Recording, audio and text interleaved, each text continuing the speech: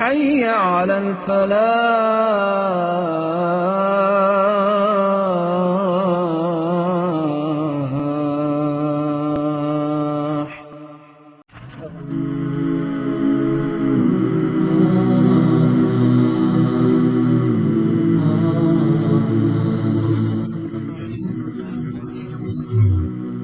آج ہم قرآن کی ایک بہت ہی مختصر لیکن بے حد طاقتور سورت کے بارے میں بات کریں گے جس میں ایک ایسے قبیلے کی کہانی ہے جسے ایک بہت ہی خاص امتیاز حاصل تھا۔ یہ کہانی ہے قریش کی اور ان نعمتوں کی جو انہیں دی گئی تھیں۔ تو سب سے پہلا سوال جو ذہن میں آتا ہے وہ یہی ہے کہ آخر یہ ہوا کیسے کہ ایک ایسی وادی جہاں کچھ اگتا نہیں تھا وہاں رہنے والا ایک قبیلہ پورے عرب کی معاشی سپر پاور بن گیا۔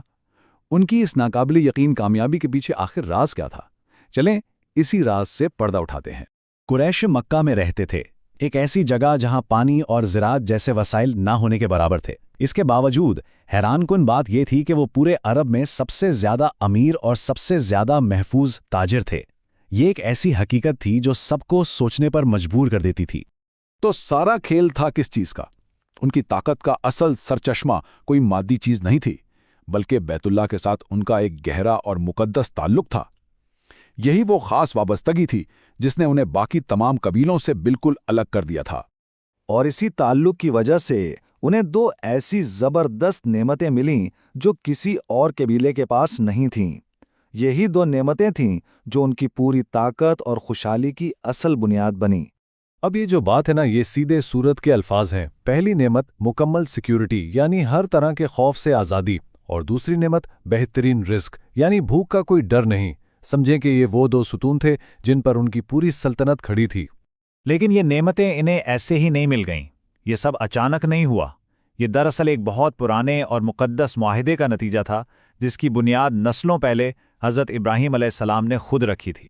حضرت ابراہیم کی یہ دعا قریش کے اس خاص مقام کو ایک تاریخی اور روحانی پہچان دیتی ہے۔ مطلب یہ کہ انہیں یہاں ایک خاص مقصد کے تحت بسایا گیا تھا اور ان کی خوشحالی اسی دعا کے قبول ہونے کا نتیجہ تھا۔ اور یہیں آ کر کہانی میں ایک موڑ آتا ہے۔ قریش نے اس معاہدے کے مادی فائدے تو خوب اٹھائے، لیکن انہوں نے اس کی روح کو بلا دیا اور اللہ کے اسی گھر کو بتوں سے بھر دیا جس کی وجہ سے انہیں عزت ملی تھی۔ اچھا، تو اب ذرا تفصیل میں جاتے ہیں کہ آخر یہ خاص حیثیت، یہ اسپیشل اسٹیٹس حقیقی دنیا میں اتنی بڑی معاشی طاقت میں کیسے تبدیل ہوا؟ سورت کا جو مرکزی لفظ ہے الاف، یہ صرف ایک لفظ نہیں ہے، یہ ان کا سمجھیں کہ ایک VIP پاس تھا۔ ان کی عزت، ان کا وقار اور ان کو ملنے والے تمام فائدوں کی بنیاد یہی الاف تھا، یعنی بیت اللہ سے ان کا تعلق جس کی وجہ سے پورا عرب ان کا احترام کرتا تھا۔ ان کی پوری معیشت دو بڑے تجارتی سفروں پر چلتی تھی جیسے کوئی انجن ہو۔ سردیوں میں ان کے قافلے یمن جاتے تھے اور گرمیوں میں شام کا رخ کرتے تھے۔ یہی دو سفر مکہ کی معیشت کی شہرک تھے۔ اور یہاں فرق بالکل واضح ہو جاتا ہے۔ جہاں دوسرے قبیلوں کے قافلے خطروں میں گھرے ہوتے تھے، انہیں لوٹ لیا جاتا تھا اور ہر علاقے سے گزرنے کا ٹیکس دینا پڑتا تھا، وہیں قریش کے قافلے مکمل طور پر محفوظ تھے۔ کوئی ان کی طرف آنکھ اٹھا کر دیکھنے کی ہمت نہیں کرتا تھا۔ کیوں؟ کیونکہ سب جانتے تھے کہ یہ اللہ کے گھر کے لوگ ہیں۔ تو اس سارے پس منظر کے بعد یہ سورت ایک بہت ہی اہم یاد دہانی کراتی ہے۔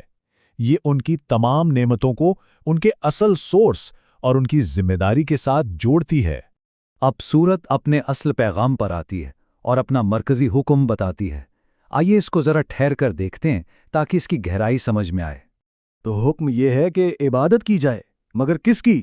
کسی اور کی نہیں، بلکہ اسی گھر کے رب کی، یعنی جس گھر کی وجہ سے تمہیں یہ سب کچھ ملا، عبادت بھی صرف اسی کے مالک کی کرو۔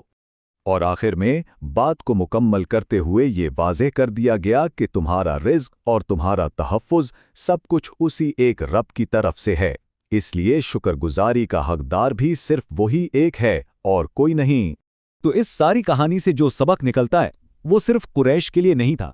یہ ایک لازوال اصول ہے کہ نعمتیں اور مراد کبھی بھی کسی کا پیدائشی حق نہیں ہوتی۔ ہر امتیاز اپنے ساتھ ایک ذمہ داری لے کر آتا ہے اور اس کا اصل مقصد شکر گزاری اور اپنے عہد کو پورا کرنا ہوتا ہے۔ اور ہم اپنی بات اسی ایک سوال پر ختم کرتے ہیں۔ یہ سوال ہم سب کے لیے ہے کہ ہمیں جو بھی نعمتیں یا مراد ملی ہیں ان کی اصل قیمت کیا ہے؟ شاید اس کی اصل قیمت صرف شکر ادا کرنا اور ذمہ داری کو پورا کرنا ہے جو اس نعمت کے ساتھ آتی ہے۔